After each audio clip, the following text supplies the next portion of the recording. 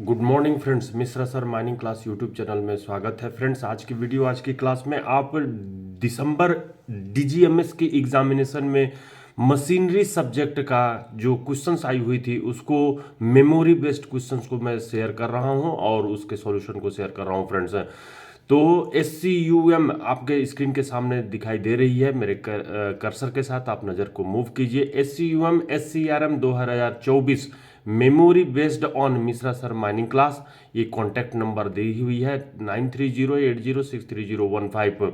तो ये जो एग्जामिनेशन हुई थी 2 PM से 5 PM के बीच में 11/12/2024 के, उसके कैंडिडेट द्वारा जो मेमोरी बेस्ड क्वेश्चंस है वो मैं पढ़ता हूँ, जिसमें आपके क्वेश्चन नंबर 1 उसको पढ़ने के पहले मिश्रा सर माइनिंग क्लास की जो यूट्यूब चैनल है उसको आप लाइक कर लीजिए और सब्सक्राइब करते हुए बेल आइकन दबा दीजिए। अपने फ्रेंड्स के पास भी शेयर करके उनको भी सब्सक्राइब करने के बोलिए और बेल आइकन दबाने के लिए बोलिए फ्रेंड्स, ताकि हर वीडियो की सीरीज को देख करके आप अपने एग्जामिनेशन में पास करके दिखाएं। जो आप पास करके दिखाएं या प्रमोशन पा करके दिखाएं फ्रेंड्स। तो चलिए, आप लाइक कर लिए होंगे, मैं क्वेश्चन को शेयर करता हूं और पढ़ता हूं फ्रेंड्स। आपके स्क्रीन के सामने दिखाई दे रही होगी, फिर से मैं स्क्रीन लेकर के आ गया हूं। तो ये जो क्वेश्चन नंबर 1 आपको सामने में दिखाई दे रही है, मेरे कर्सर के साथ नजर को मूव कीजिए। क्या कह रहा है question number 1? Condition for appointment of winding driver in which not required certificate. कहने का मतलब कि वाइंडिंग इंजन ड्राइवर का अपॉइंटमेंट के संबंध में सर्टिफिकेट की जरूरत नहीं होती है, किस कंडीशन में? क्वेश्चन 2 कहा है notice for new winding installation, जो CMR में दी गई है, उससे प्रश्न पूछा गया है। क्वेश्चन नंबर 3 कहता है regulation number use and supply of helmet, मतलब use and supply of helmet पर रेगुलेशन नंबर पूछी हुई है।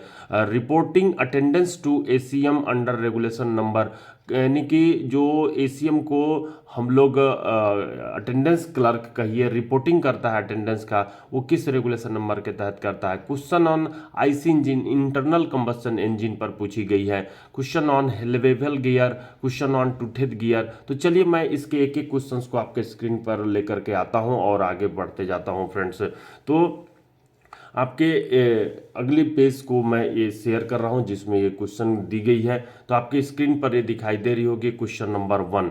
क्या कह रहा है?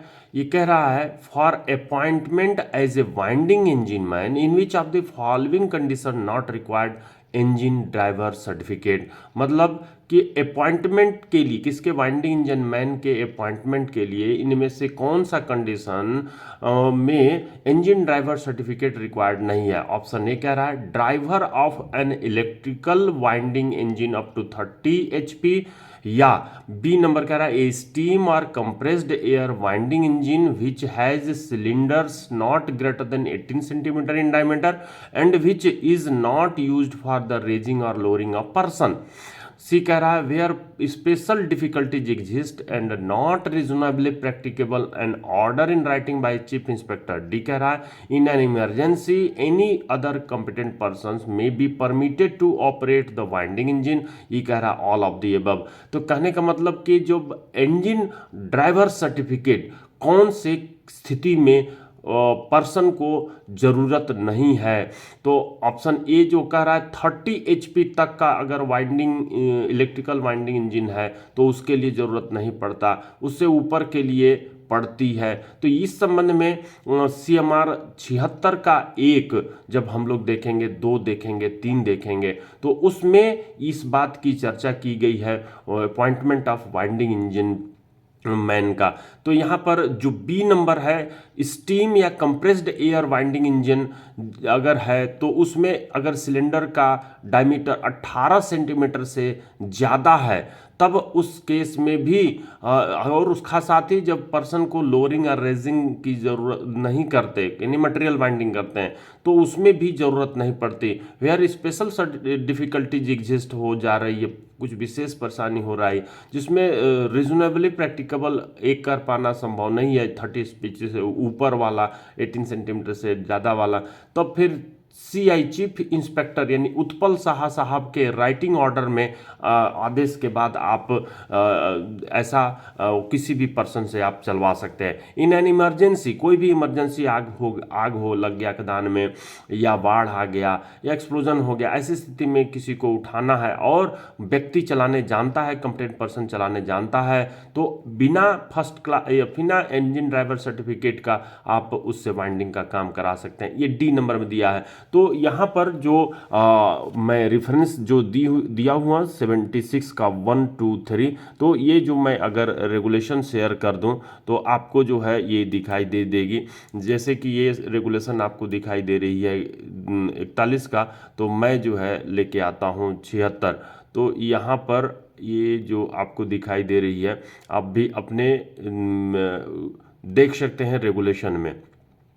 तो ये जो है आउटलेट्स ऑफ माइन है, पीरियोडिकल एग्जामिनेशन है।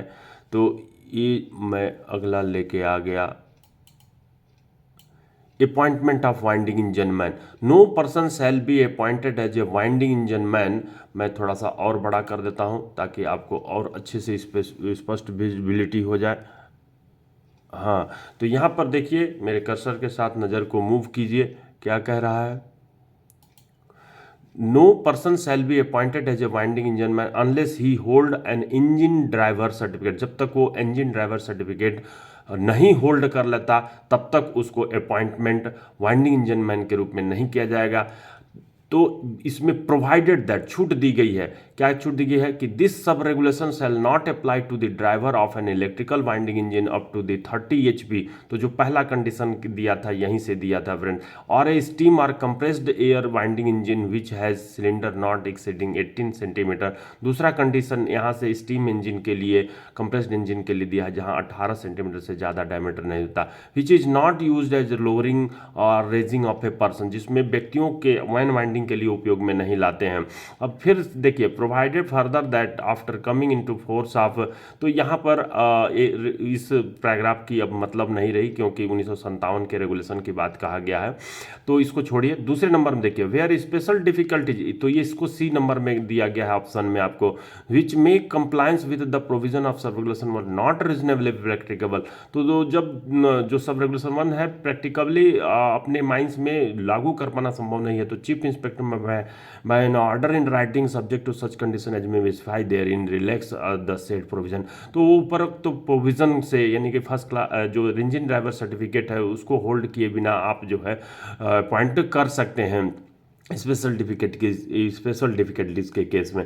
अब यहाँ पे तीसरा नंबर अगर आप देखेंगे तो कहता है कि no person other than a winding engine man appointed under sub regulation 1 shall operate any winding engine. कोई भी व्यक्ति वाइंडिंग इंजन मैन के अलावा उसको अपॉइंटमेंट सब रेगुलेशन 1 के अंतर्गत जाते हैं, तो ऐसे व्यक्ति को कोई भी व्यक्ति नहीं ऑपरेट करके, जिसमें दूसरा नंबर प्रोवाइडेड दैट कहता है कि in an emergency any other competent person may be permitted to operate winding engine. कहने मतलब इमरजेंसी में किसी भी कॉम्पिटेंट पर्सन को, सक्षम व्यक्ति को आप वाइंडिंग इंजन ऑपरेट करने के लिए कह सकते हैं।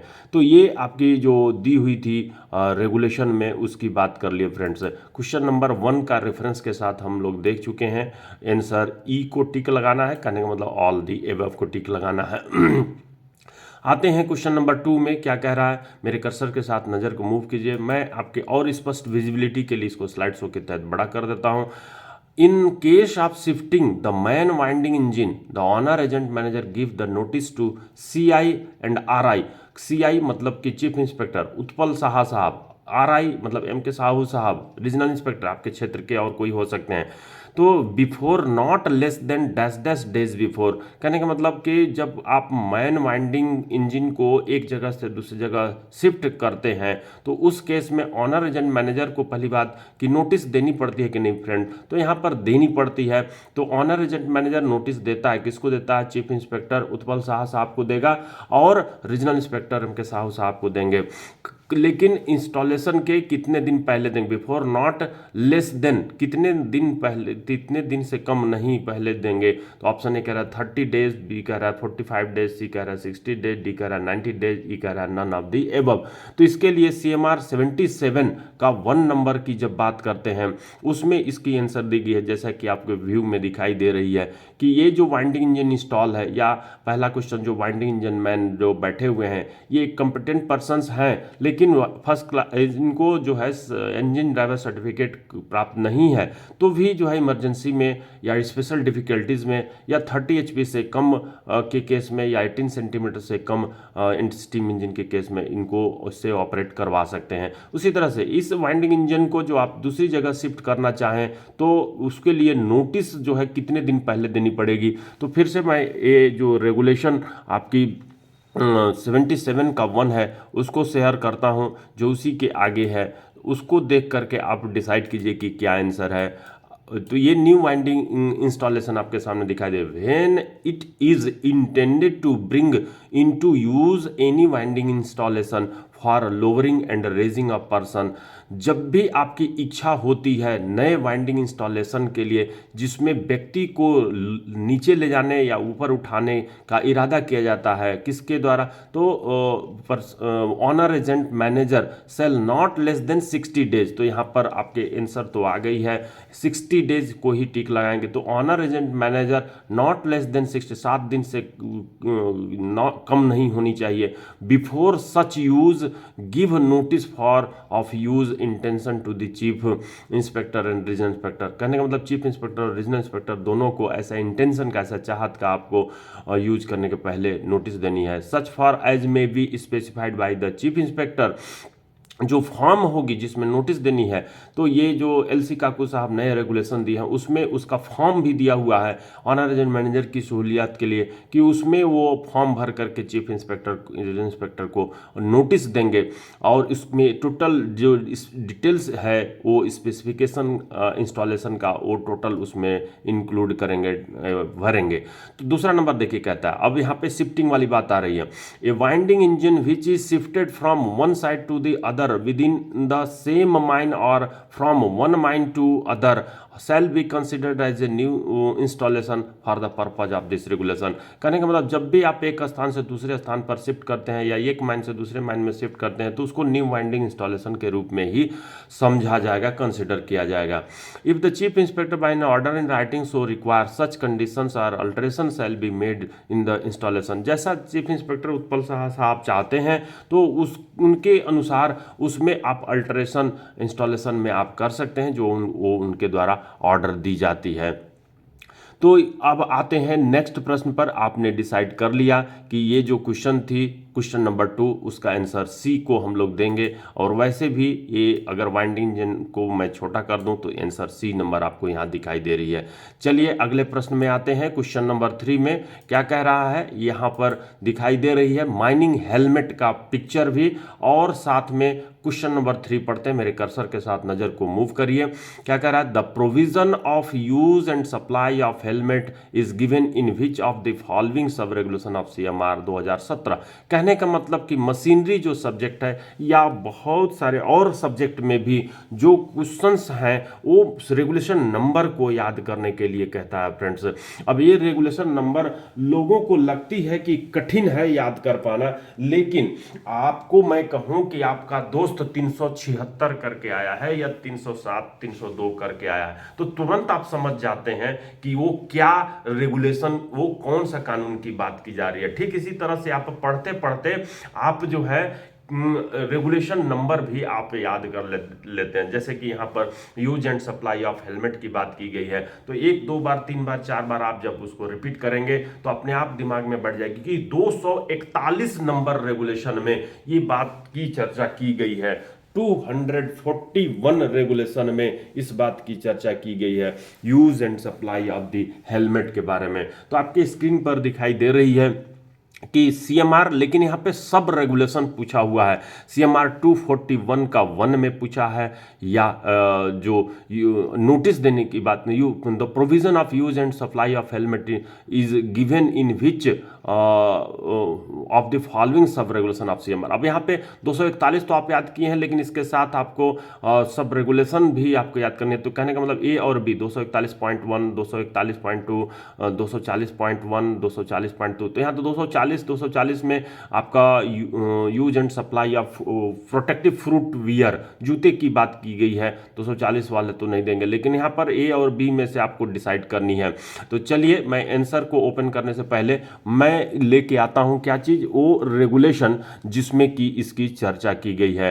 तो ये मैं स्क्रीन को शेयर करता हूँ रेगुलेशन का, जिसमें इसकी बात की गई है 241। मैं स्क्रॉल कर रहा हूँ और ये 240 आ गई है, use and supply of footwear, और ये आपके सामने स्क्रीन पर दिख रही है क्या चीज़, no 241 CMR use and supply of helmet, no person shall go into or work or be allowed to go into or work in a mine other than the precincts of the mine occupied by an office building, canteen, creche, rest shelter, first aid room or any other building of the similar type।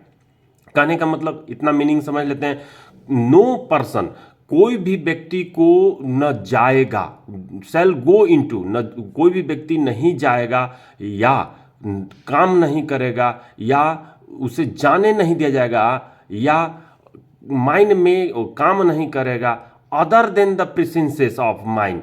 Other than the precincts of mine मतलब कि जो mine के जो और परिधियां हैं, mine के जो और जगह हैं, बाय एन ऑफिस बिल्डिंग, जो ऑफिस बिल्डिंग है या कैंटीन है या क्रीच है, रेस्ट शेल्टर है, फर्स्ट एड रूम है या अन्य कोई बिल्डिंग है जो उसी टाइप की है, उसमें उसको छोड़ करके, other than the precincts of mine, इनको छोड़ करके कोई भी व्यक्ति न जाएगा, न काम करेगा, न उसे जाने दिया जाएगा, न माइन में काम करेगा, अनलेस ही वियर ए, जब तक कि वह हेलमेट नहीं पहन लेता, of such type as may be approved by the chief inspector by an general और स्पेशल ऑर्डर इन राइटिंग। यानी कि उत्पल शाह साहब इसके पहले ही जो चीफ इंस्पेक्टर हैं, उन्होंने किस स्टैंडर्ड का होना चाहिए, किस टाइप का हेलमेट होना चाहिए, जो कि हम लोग कहते हैं DGMS अप्रूव्ड होना चाहिए, तो वो जो हेलमेट होगी माइन के पेरीमिसेस में, वो अप्रूव्ड हेलमेट ही पहन करके जानी है। तो यहाँ पर जो यूज एंड सप्लाई की बात करता है तो ये 1 नंबर में आपको दिखाई दे रही है। Provided that where the chief inspector is of opinion that due to special circumstances it is not necessary or reasonably practicable for any person or class of person going into or working in a mine to wear the helmet, he may by an order, he may by a general or special order in writing and subject to such condition specified therein exempt such persons or class of persons from the operation of the provision of this regulation. कहने का मतलब कि किसी विशेष circumstances के चलते, special circumstances के चलते, अगर उत्पल शाह साहब चीफ इंस्पेक्टर साहब के राय में वो हेलमेट पहनना जरूरी नहीं है, तो वो स्पेशल या जनरल ऑर्डर दे करके जिसमें उनके कंडीशंस लगे होंगे वो सब रेगुलेशन 1 से छूट दे सकते हैं। तो यहाँ पर बिना हेलमेट पहनने का अधिकार इन स्थितियों में, उपरोक्त परिस्थितियों में उत्पल शाह साहब दिया जा सकता है। अब यहाँ पर देखिए दूसरा नंबर भी आपके लिए बहुत इंपॉर्टेंट है, जिसमें कहा गया है the helmet refer to in sub regulation 1 shall supplied free of charge. तो पहले तो इसकी कॉस्ट नहीं लगी, at interval not exceeding 3 years, तो ये 3 साल, हर 3 साल में प्रोवाइड करनी है हेलमेट, और सच अदर इंटरप्राइज में भी उत्पल शाह साहब में स्पेसिफाइड बाय जनरल और special order in writing by the owner agent manager of the mine who shall at times maintain a sufficient stock of thereof in order to ensure immediate supply as and when needed for the same arises। कहने का मतलब पर्याप्त संख्या में honour manager को अपने mines में stock helmet की रखनी है, ताकि हर 3 साल में हर व्यक्ति को दे दी जाए, बदल दी जाए। Provided when A helmet is accidentally damage during the legitimate use, अगर यूज करने के दौरान वो एक्सीडेंटली डैमेज हो जाता है, तब ऑनर एजेंट मैनेजर इमीडिएट जो है उसके फ्री ऑफ कॉस्ट उसको रिप्लेस कर देंगे। तीसरा नंबर में कहता है where the helmet is provided otherwise than the specified in this regulation the supply shall be made payment of full cost. अगर और किसी तरीके से हेलमेट दी जाती है तो उसको फुल कॉस्ट के आधार पर दिया जाएगा। चलिए, तो हम लोग ये देख लिए, मैं फिर से शेयर करता हूँ क्वेश्चन नंबर, यहाँ पर जो आंसर होगी कौन सी होगी, क्वेश्चन नंबर 3 का, जिसमें हम लोग यूज एंड सप्लाई के लिए जब बात करते हैं तो रेगुलेशन सब रेगुलेशन 1 की बात की गई है फ्रेंड्स। तो क्वेश्चन नंबर 3 का आप CMR 241 का .1 सब रेगुलेशन पे आप चर्चा करेंगे। और ये हेलमेट पर वैसे लिखी हुई है use and supply of helmet CMR 241। चलिए क्वेश्चन नंबर 4 पर आते हैं, क्या कह रहा है, if after the commencement of A shift, यानी शिफ्ट के शुरुआत होने पर, जैसी शिफ्ट शुरुआत होती है, any officer or a competent person has not got his attendance recorded in his register maintained under subsection 4 of section 48 of the Act 1952, the attendance clerk concerned shall within 2 hours, यहाँ पर 2 hours ध्यान रखिएगा, after the commencement of this shift, shift शुरुआत होने के 2 घंटे के अंदर, report the fact in writing or to the manager or assistant manager or the official in charge of the shift।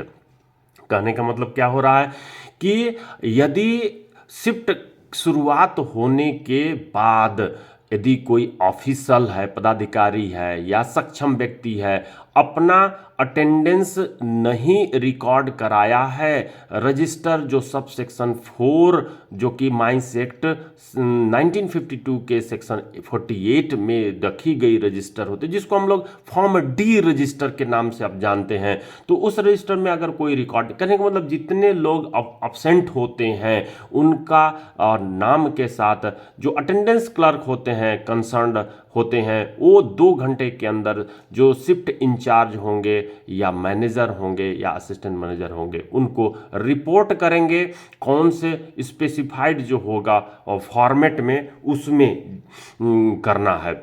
अब इस संबंध में आगे कहता है क्या, ये तो रेगुलेशन की बात हो गई। The above provision given in which of the following sub regulation of CMR 2017 या DGMS सर्कुलर, मतलब कि ऊपर का जो प्रोविजन दिया गया है किस रेगुलेशन में 2017 का है या DGMS सर्कुलर में। कहने का मतलब कि आपको DGMS सर्कुलर, मैं थोड़ा स्लाइड शो के तहत बड़ा कर देता हूं ताकि आपको और अच्छे से दिखाई दे।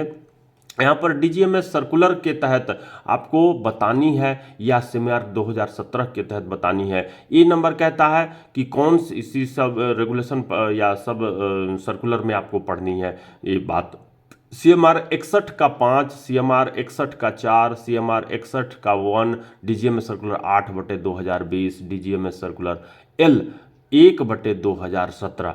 तो ये जितने आपको दिखाई दे रहे हैं ये सभी अटेंडेंस से रिलेटेड दी गई है, लेकिन जब हम लोग बात करेंगे किसके, जो CMR 61 का 5 है, तो ये जो मेम है अटेंडेंस अपना बायोमेट्रिक लगा रही हैं, तो यहाँ पर जो ये अटेंडेंस है उसको संबंध में हम लोग जानने के लिए चलिए आगे जो रेगुलेशन 61 जिसमें duty and responsibilities of attendance clerk दी गई है, तो ये आपके सामने दिखाई दे रही है क्या चीज़। मैं ये जो यहाँ पर ड्यूटीज़ एंड रिस्पॉन्सिबिलिटीज़ की नहीं लेकर के आया हूँ, लेकिन मैं ये शेयर करता हूँ आगे जो कौन सी रेगुलेशंस, ये जो रेगुलेशन बात हम लोग कर रहे थे 61 की, तो 61 की जब बात हम लोग कर रहे थे तो मैं 61 को शेयर करता हूँ। ये जो रेगुलेशन है उसमें आपके सामने स्क्रीन पर देखिए ये आ गई है 59। अब मैं लेके आता हूँ 64, तो ये आ गई है 61, 62, 63 और ये रहा 64। तो 64 तो अपना क्या है, general requirement about mine plan है, तो 64 नहीं लेके आना है अपने को, क्या लेके आना है 61। तो ये 61 में हम लोग पहुंच गए। Duties of attendance clerk, duties of register keeper and attendance clerk, तो इसके 5वें सब रेगुलेशन की अगर बात करें तो जिसमें कहा गया है क्या, इफ आफ्टर द, मैं और थोड़ा सा ऊपर कर देता हूं ताकि स्पष्ट विजिबिलिटी हो आपका, if after the commencement of A shift any official or competent person has not got his attendance recorded in register maintained under sub-regulation 4 of section 48 of the act, the attendance clerk concerned shall within 2 hours of the commencement of his shift report the fact in writing by the और by other means, writing में देना है attendance clerk को या other means में देना है जो चीफ इंस्पेक्टर उत्पल साहा साहब प्रिस्क्राइब करते हैं। किसको देनी है? मैनेजर, असिस्टेंट या assistant manager, officer incharge of the shift को देनी है। तो यहाँ आपने देख लिया। उसके साथ साथ जो आपकी अटेंडेंस क्लर्क की जो ड्यूटीज़ दी हुई है, duties of register keeper and attendance clerk, इसके सब रेगुलेशन को भी देख लेना है। लेकिन आपको जो है इससे ज़्यादा ज़रूरी है जो इस संबंध में डीजीएमएस सर्कुलर की बात की गई है या 4 सब रेगुलेशन या 61(1) का की गई है, 8/2020 सब डीजीएमएस सर्कुलर की बात की गई। तो देखिए यहाँ पर आपके सामने under labour law rule 2017, under labour law of rule 2017 इसमें जो है आपकी बात की गई है और एंड डीजीएमएस सर्कुलर L 1/2017 जिसमें फॉर्म डी की बात की गई है। मैं स्लाइड्स के तहत बड़ा कर देता हूं, उसके बाद जो है इसको हम लोग पढ़ने का प्रयास करते हैं। देखिए क्या करता है, न्यू फॉर्म्स, ये न्यू फॉर्म्स जो है आपको बताई गई है जिसमें कि डीजीएमएस सर्कुलर लेजिस्लेटिव 1/2017 जिसमें फॉर्म डी की बात की गई है। तो यहाँ पर आपके सामने मैं डायरेक्ट कर्सर लेके आ रहा हूँ, टेबल पर फोकस कर रहा हूँ कि सीरियल नंबर दी गई है। Forms earlier required to be maintain under mines rules 1955। Mines rule 1955 के तहत जो फॉर्म्स मेंटेन की जाती है उस संबंध में पहले दी गई थी, लेकिन corresponding new forms under ease of compliance to maintain, मतलब कि जो नए फॉर्म्स तैयार किए गए हैं डीजी साहब द्वारा जो उस कानून को पालन करने के लिए, सरलता के लिए वो register of favour of law labour law rules 2017 के तहत। तो देखिए फॉर्म ए जो होती है वो separate page for each person, मतलब जितने लोग होते हैं माइंस में उनके लिए ये फॉर्म ए मेंटेन की जाती है। लेकिन मैं इसी के आगे बताना चाहूँगा कि फॉर्म ए जो होती है जब हम लोग बायोमेट्रिक अटेंडेंस या फिर पंचिंग द्वारा या फेस या आई के द्वारा हम लोग जब देते हैं अटेंडेंस तो उसमें फॉर्म ए डिजिटली रिकॉर्ड करने के लिए प्रत्येक व्यक्ति का फॉर्म ए के तहत ही उसको रिकॉर्ड करने की बात की गई है। तो फॉर्म ए और फॉर्म डी आपको दिमाग में बैठा लेना है। Form D as a hard copy के रूप में रजिस्टर रहती है जिसमें अटेंडेंस नोट की जाती है अटेंडेंस क्लर्क के द्वारा, और जो फॉर्म ए होती है वो डिजिटली के बारे में कहा गया है जिसमें व्यक्ति का पूरा डिटेल्स रहता है, यहां तक कि आधार नंबर से भी जोड़ने के लिए सजेस्ट किया गया है। तो मैं ये जो आपके सामने फॉर्म ए और डी है उसकी जिक्र किया। अब देखिए जो ये फॉर्म ए आपने देख लिया, डी देख लिया, जो कि मैं यहाँ फॉर्म डी में लिखा हूँ। अंडरग्राउंड हो या ओपन कास्ट हो या सरफेस हो, सभी के लिए हम लोग फॉर्म डी का यूज करते हैं। अगर आप लीव लेते हैं या रेस्ट लेते हैं उसको फॉर्म ई में मेंटेन की जाती है।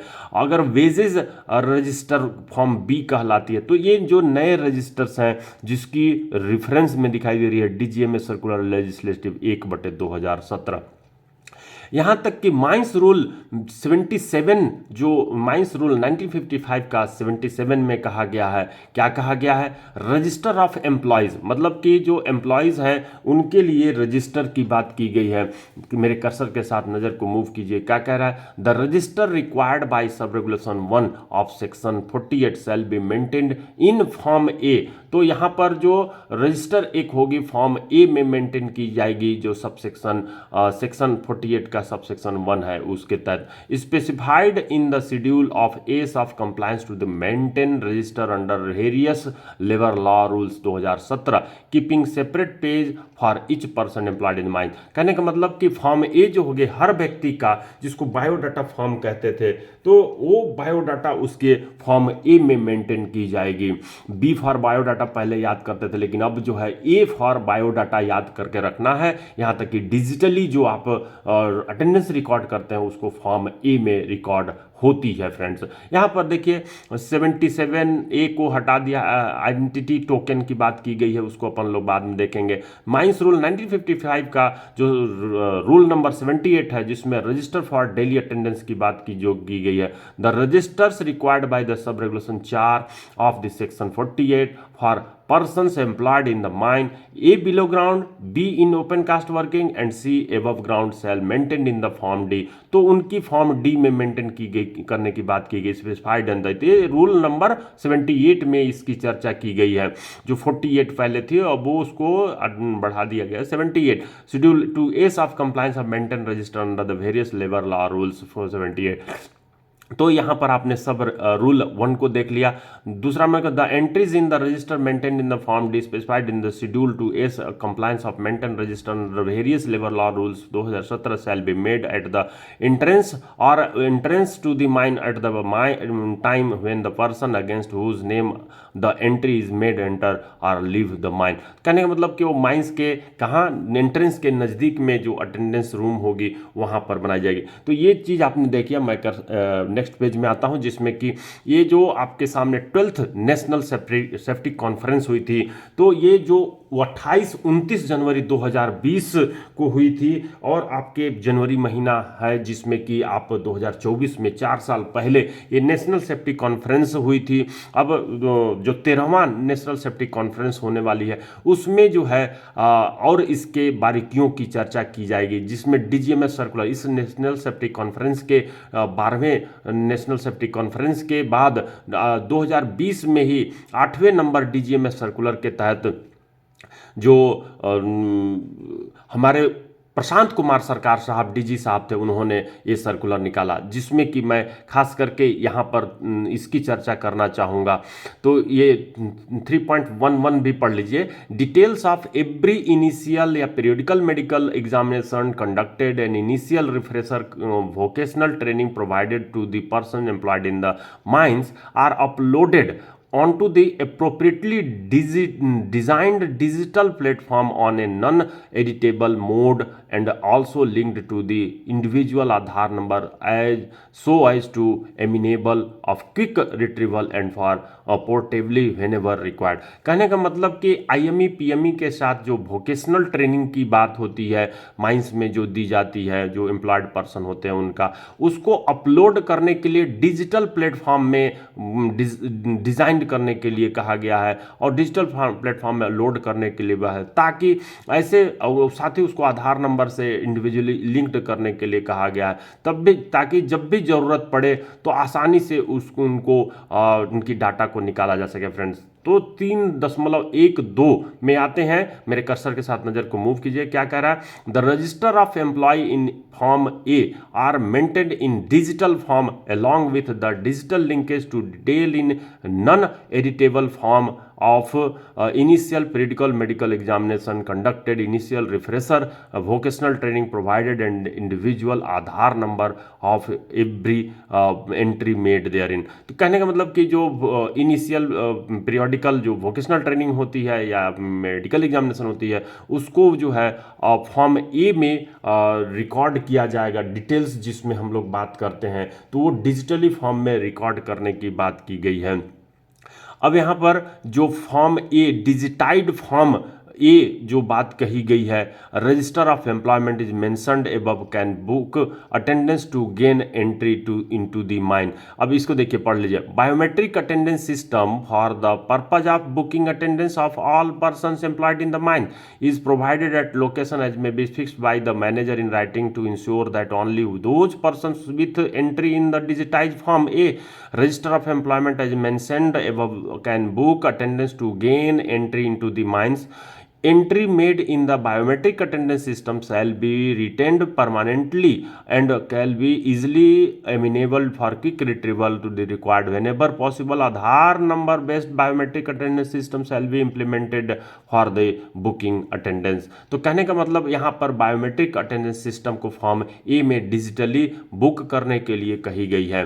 रजिस्टर फॉर पर्सन एम्प्लॉयड, जो माइंस एक्ट 1952 का सेक्शन 48 है, उसमें जो जो इसकी बात कही गई है कि 1952 का 48 regulation as per the labour law rules 2017, इसमें कहा गया for every mine there shall be kept in the prescribed form, तो प्रिस्क्राइब्ड फॉर्म में यहाँ फॉर्म ए हो गई है and place a register form D हो गई है। फॉर्म ए और डी दोनों का डिफरेंस मैं बता चुका हूँ। All person dial in the showing the inspect of the person name of, तो यहाँ पर हम लोग आंसर जान लिए। और ये जो but for the biometric attendance in form A as per the 12th NSC and DGMS circular 8/2020 के तहत हम लोग देख लिया। और प्रिस्क्राइब्ड फॉर्म हार्ड कॉपी जो है फॉर्म डी में मेंटेन की जाती है। तो आपने ये देख लिया। तो ये जो आपकी आंसर थी क्वेश्चन नंबर 4 का, वैसे ये ऑप्शन ए को आप टिक लगाएंगे और मैं इसको अगर छोटा कर दूं तो इसमें आपको आंसर भी मिल जाएगी। ऑप्शन ए को टिक लगाएंगे फ्रेंड्स। चलिए आते हैं अगले प्रश्न पर जिसमें कि इसकी चर्चा की गई है। तो ये रहा question number 5, choose the correct answer for IC engine. चलिए मैं स्लाइड शो के तहत बड़ा कर देता हूँ। क्या कह रहा है, IC engine internal combustion engine के लिए जो है सही आंसर को छांटना। ऑप्शन ए कह रहा है आईसी इंजन स्ट्रोक्स, ए में कह रहा है intake, compression, power, exhaust. B कह रहा है power, compression, intake, exhaust. C कह रहा है exhaust, compression, power, intake. D कह रहा है intake, power, exhaust, compression. C E कह रहा है कंप्रेशन, पावर, इनटेक, एग्जॉस्ट। तो आईसी इंजन जो होती है, reference Mishra sir mining class machinery syllabus page number 47 पर इसकी चर्चा किया गया है, पूरी डिटेल्स बताई गई है। तो यहाँ 4 स्ट्रोक साइकिल इंजन की बात की गई है। तो सबसे पहले तो यहाँ पर जो इनलेट वाल्व होती है वो ओपन होती है और उससे जो है एयर फ्यूल, अगर पेट्रोल इंजन है तो एयर और फ्यूल दोनों जो है मिक्स होकर के इंटर करता है। और अगर डीजल इंजन है तो पहले एयर को कंप्रेस की जाती है, फिर डीजल को इंजेक्ट किया जाता है। तो यहाँ पर जो है आपको पहला इनटेक ही होगा, फिर उसके बाद इसको क्या किया जाए, जैसे ये पिस्टन नीचे आती है तो फिर इसको कंप्रेस की जाती है, जो अपवर्ड डायरेक्शन में मूव होती है तो ये कंप्रेस होती है। कंप्रेस होने के दौरान इनटेक और जो एग्जॉस्ट वाल्व होता है दोनों बंद होती है। तो ये कंप्रेस किया जाता है, इतना कंप्रेस किया जाता है कि ये कंप्रेशन से वो इग्नाइट हो जाती है। और इग्नाइट होने के बाद एक कंप्रेशन स्ट्रोक हो गई दूसरी वाले। फिर ये जब कंप्रेस हो जाती है तो फिर चौथा जो आता है पावर स्ट्रोक आती है, उसमें जैसे एक्सप्लोजन होती है तो पावर डेवलप होता है, जो फ्यूल कन्वर्ट होती है gases, high volume of gases में जो प्रेशर के साथ एग्जॉस्ट वाल्व ओपन होती है और वहां से निकलती है। साथ ही जो क्रैंक और शाफ्ट होते हैं वो जो है मूव करते हैं, जिससे आपका चक्का या इंजन जो है रन करती है। तो एग्जॉस्ट के दौरान यूजफुल वर्क होती है। ऑप्शन ए को आप टिक लगाएंगे। चलिए क्वेश्चन नंबर 6 आते हैं, gear used for the large speed reduction. Large speed reduction के लिए spur gear, bevel gear, worm gear, helical gear, none of these. तो इसमें भी रेफरेंस दी गई है Mishra sir mining class machinery syllabus में पेज नंबर 16 में इसके फुल डिटेल्स मिलेंगे। यहाँ पर आपके सामने दिखाई दे रहे हैं warm gear, WARM, warm gear के अंतर्गत जो है हम लोग कहते हैं कि ये रिपीटेड प्रश्न है। FCUM 2021 का 132 नंबर क्वेश्चन का ये रिपीटेड प्रश्न है, जिसमें कह रहा है worm gear are the most compact type of the system and provide high ratio speed reduction. High speed जैसे मोटर का आपको इंडलेस वाले चलानी है तो यहाँ पर जो आपकी हाई स्पीड रिडक्शन करने के लिए ये वार्म गियर का इस्तेमाल करते हैं। अगर 1400 RPM पर चल रही है और 100 RPM पर आपको अगर चलानी है मशीन को तो ये हाई स्पीड रिडक्शन करने के लिए वार्म गियर का इस्तेमाल करते हैं। They are often the preferred type of gearing system when space is limited and large gear reduction are needed. Worm gear can be use to either greatly increase. तो ऐसे condition में हम लोग warm gear का इस्तेमाल करते हैं friend. चलिए क्वेश्चन नंबर 6 आपने देख लिया। क्वेश्चन नंबर 7 पर आते हैं, an imaginary circle which by pure rolling action gives the same motion as the actual टू-थ्रेड गियर इज कॉल्ड। कहने का मतलब एक काल्पनिक सर्कल जो कि प्योर रोलिंग एक्शन के समय में देता है same motion as the actual टू-थ्रेड गियर जो होती है उसके तहत वो क्या कहलाता है, addendum circle, dedendum circle, pitch circle, clearance circle, none of the. तो आप देखते हैं जैसे कि अभी मैं गियर का पिक्चर दिखाया, तो उस गियर में जो ये आपको सेंटर से सर्कल दिखाई दे रही है, इसी को हम लोग क्या कहते हैं, ये जो यहाँ पर दिखाई दे रही है पीच सर्कल, मेरे कर्सर पे आप नज़र को रखे होंगे तो आप इस अपने जूम करके भी इसको आप देख सकते हैं और बड़ा। तो ये पीच सर्कल जो है वो कहलाती है जो imaginary circle which pure rolling action gives the same motion as the actual toothed gear. तो एक्चुअल टूथेड गियर का जो सेम मोशन होता है वो कौन प्रदान करता है, ये काल्पनिक circle pitch circle C number होती है। वैसे मैं यहाँ रेफरेंस के तौर पर रखा हूँ कि pitch circle is an imaginary circle which by the pure rolling action would give the same motion as the actual gear, the diameter of the pitch circle as shown in the pitch diameter.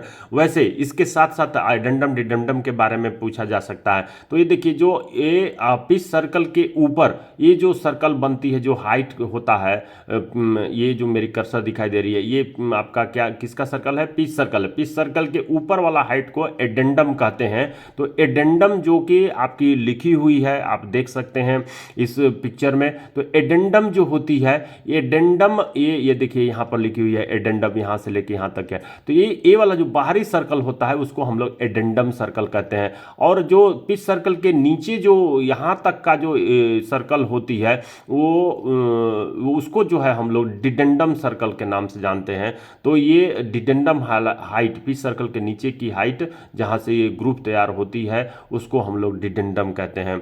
तो इन दोनों के बीच में एक clearance होता है, देख रहे होंगे आप, यहाँ से यहाँ तक जो अपना टूथ होता है, टूथ और दूसरी टूथ के बीच में एक क्लियरेंस नज़र आ रही होगी, ऊपर का गियर और नीचे के टूथ गियर के बीच में एक क्लियरेंस नज़र आ रही होगी। तो यहाँ पर जो एक सर्कल तैयार होती है इसको हम लोग जो है क्लियरेंस सर्कल कहते हैं। तो डी नंबर को भी आपने समझ लिया। चलिए ये जो डीजे देशमुख साहब हैं वो भी अपने बुक में वॉल्यूम 3 में इसकी चर्चा किए गए हैं, जो कि ये आपके सामने दिखाई दे रही है टूथेड गियर का, जिसको स्पूर गियर के भी नाम से जानते हैं। तो ये मिश्रा सर माइनिंग क्लास की जो सिलेबस है उसमें हम लोग इसकी चर्चा पेज नंबर 13 पर करेंगे। अगले प्रश्न पर आते हैं। 7 का आप सी नंबर आंसर टिक लगा लिए हैं। आते हैं अगले प्रश्न पर, क्वेश्चन नंबर 8। क्वेश्चन नंबर 8 क्या कहता है, देखिए मैं स्लाइड शो के तहत इसको और बड़ा कर देता हूं।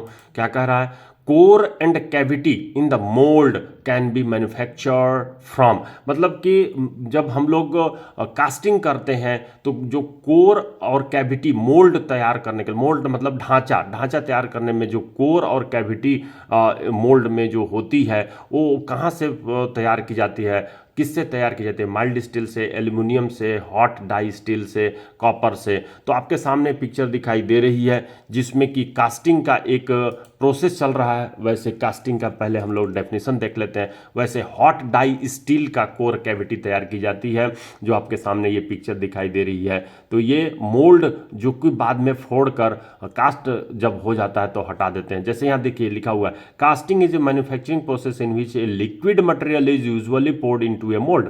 मोल्ड में हम लोग लिक्विड मटेरियल को पोर्ड करते हैं, which contains a hollow cavity, जो कि हॉलो कैविटी कंटेन करके रखती है, ऑफ डिजायर्ड शेप का, जैसा हम चाहते हैं, जैसा डिजाइन करना चाहते हैं, and then allowed to solidify, और उसको सोल्डिफाई होने देते हैं, ठंडा होने देते हैं। Solidify part is also known as a casting. Solidified part जो तैयार हो जाती है वो कास्टिंग कहलाती है, विच इज इजेक्टेड और broken out of the mould to complete the, जो कि उसको इजेक्टेड करते हैं, ब्रोकन आउट करते हैं मोल्ड को और हमको कास्टिंग मिल जाती है। तो option C hot die steel का कोर और कैविटी बनी रहती है जो मोल्ड के अंदर रहती है। Cooling media is used in injection. चलिए क्वेश्चन नंबर 9 पर आते हैं। Cooling media is used in injection moulding.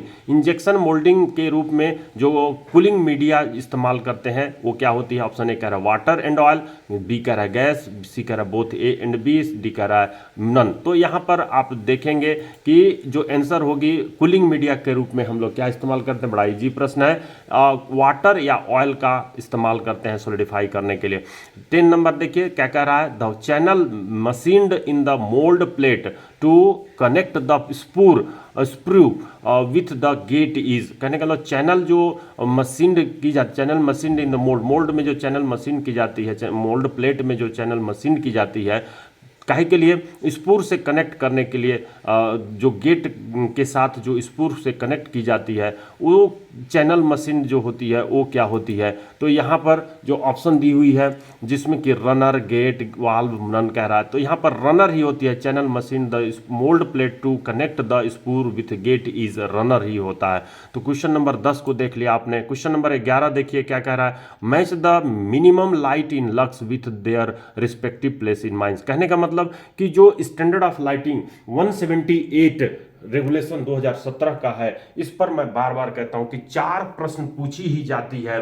तो हर एग्जामिनेशन में यहां पर स्टैंडर्ड ऑफ लाइटिंग का जो क्वेश्चन 178 के तहत जो जीएसआर है, कौन सी जीएसआर है, 900 जो 81 900 जो जीएसआर है, और डीजीएमएस सर्कुलर, अंडरग्राउंड के लिए डीजीएमएस सर्कुलर है, और ओपन कास्ट के लिए जो है आपको जीएसआर है। तो उसके तहत जो आपकी लाइटिंग की स्टैंडर्ड लक्स में मेजर की जाती है, तो उसको आपको ध्यान रखनी है इस टेबल को जो मैं शेयर कर रहा हूं, और उससे 4 प्रश्न आपको पक्का करके रखना है, एग्जामिनेशन में पास होने के लिए आपको बहुत हेल्प करेगी।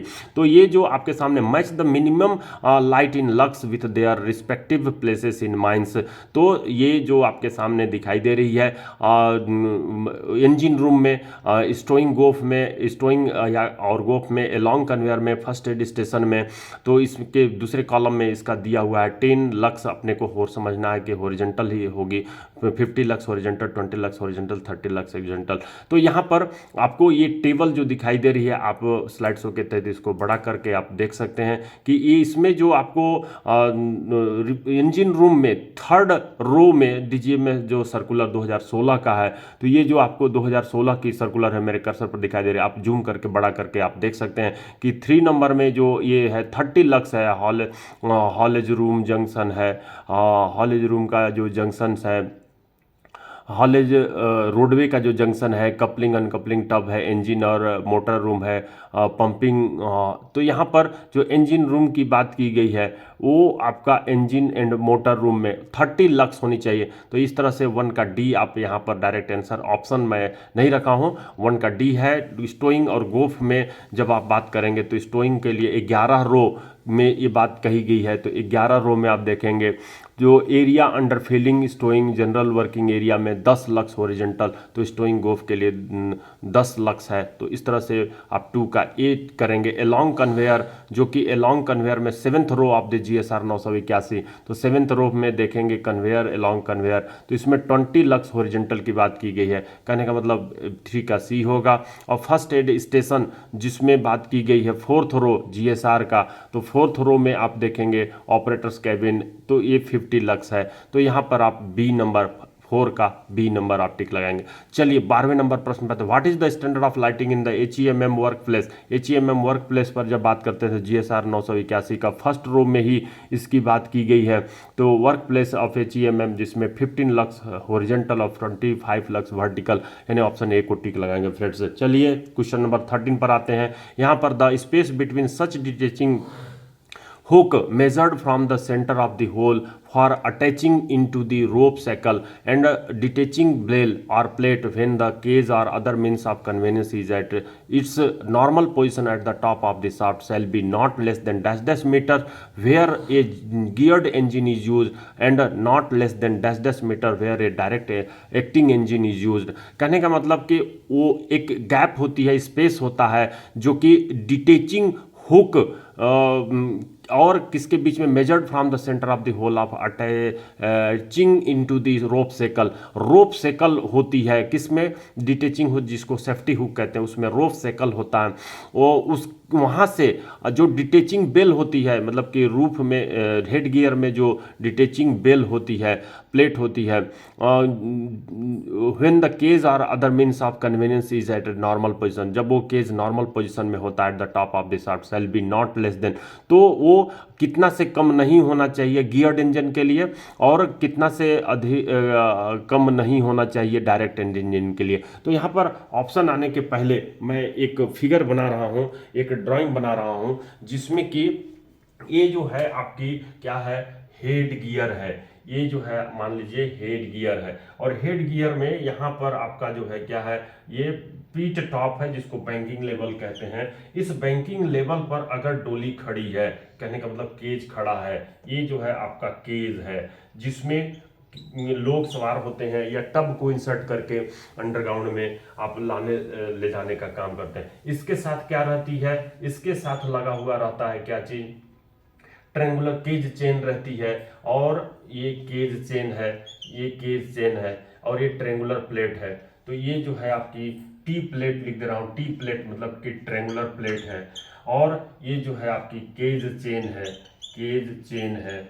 और इसके ऊपर जब आप बात करते हैं तो इससे जो है लिंक होता है क्या चीज, सेफ्टी हुक, इससे जो लिंक होता है सेफ्टी हुक होता है, जिसको मैं अगर बनाऊं तो ये जो आपको ये दिखाई दे रही है, ये आपका सेफ्टी हुक हो गया, ये जो है आपका सेफ्टी हुक हो गया।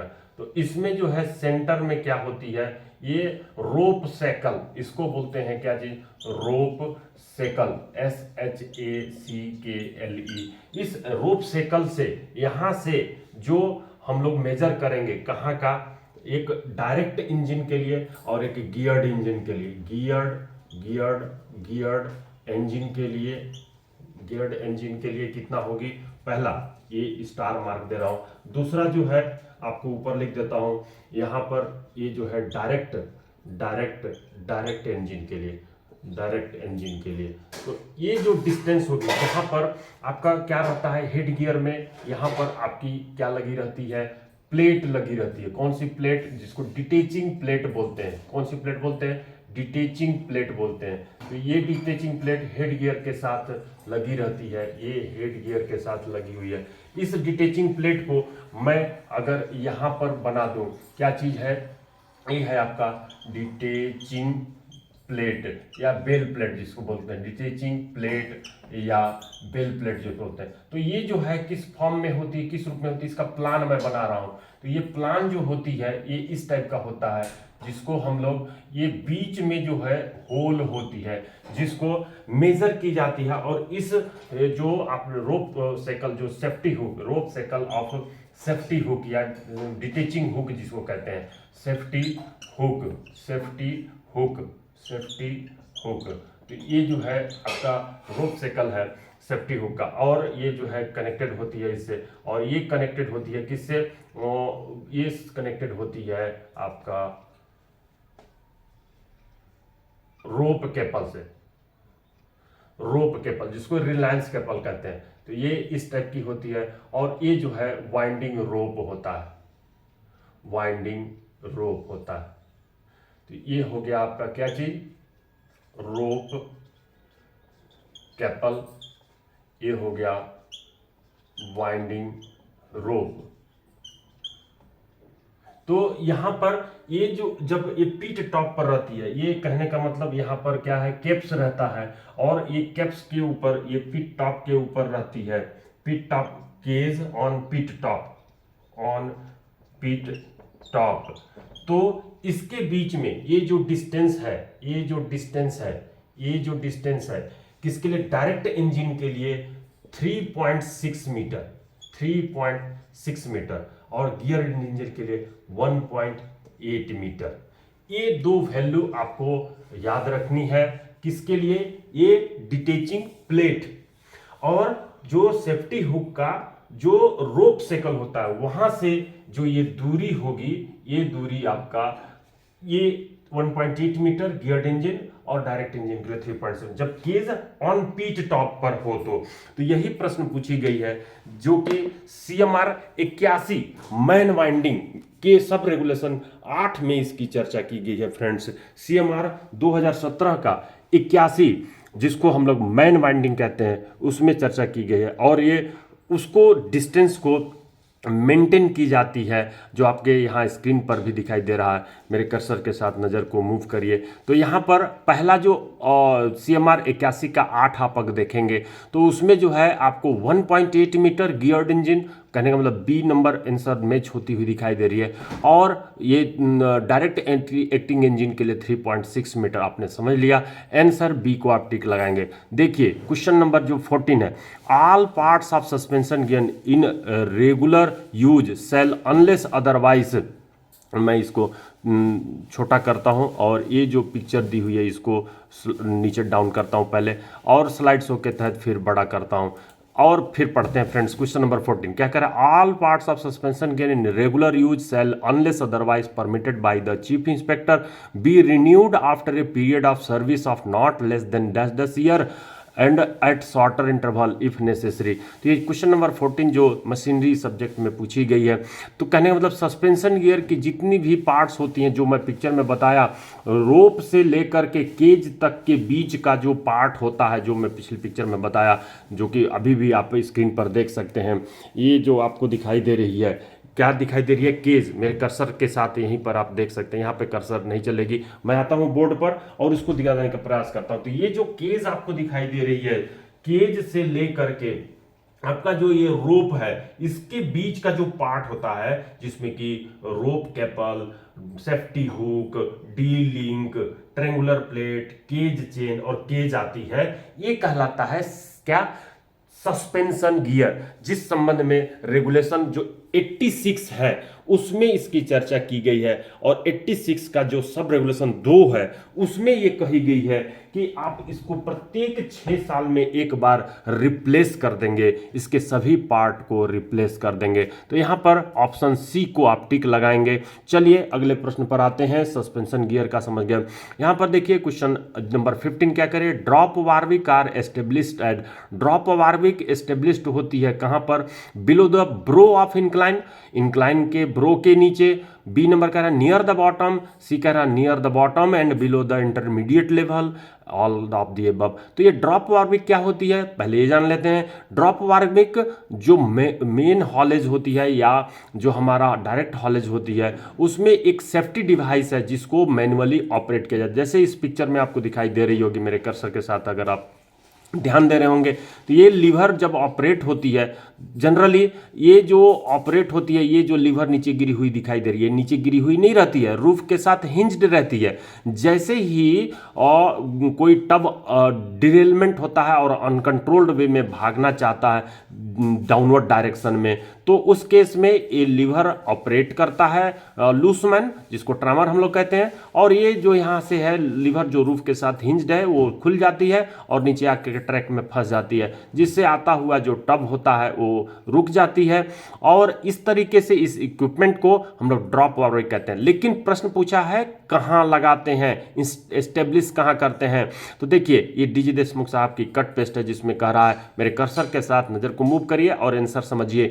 जो बूम जूम करके भी आप अपना बढ़ा सकते हैं और शब्द को स्पष्ट क्लियरेंस करा सकते हैं। This is intended for the arresting forward runway. तो कहने का मतलब कि फॉरवर्ड रनवे को अरेस्ट करने के लिए, रोकने के लिए, इस जब हमको चाहत होती है, being placed below the brow of the incline, incline के ब्रो के नीचे इसको लगानी होगी, और ऑल्सो नियर द बॉटम, यहां तक कि बॉटम के नजदीक में लगानी होगी, and below the intermediate level, intermediate level के बिलो लगानी होगी। तो ये 3 जगह में कहा गया है।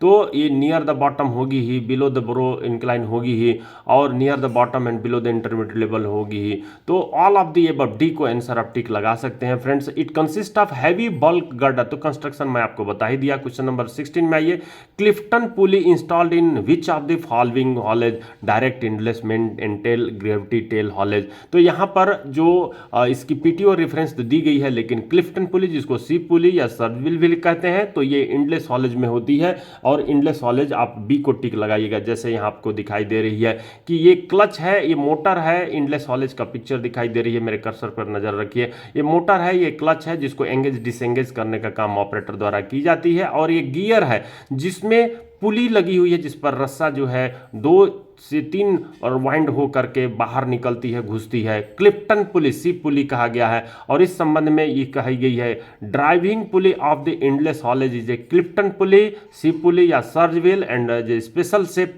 की होती है to protect the main driving wheel. तो मेन ड्राइविंग व्हील को प्रोटेक्ट करती है। तो ये पिक्चर आपको दिखाई दे रही है। चलिए मिश्रा सर माइनिंग क्लास की यूट्यूब चैनल को आप लाइक कर लिए होंगे, अगर नहीं किए हैं फ्रेंड्स तो लाइक कर लीजिए, और अपने फ्रेंड के पास भी शेयर करके उनको भी लाइक करने के लिए बोलिए।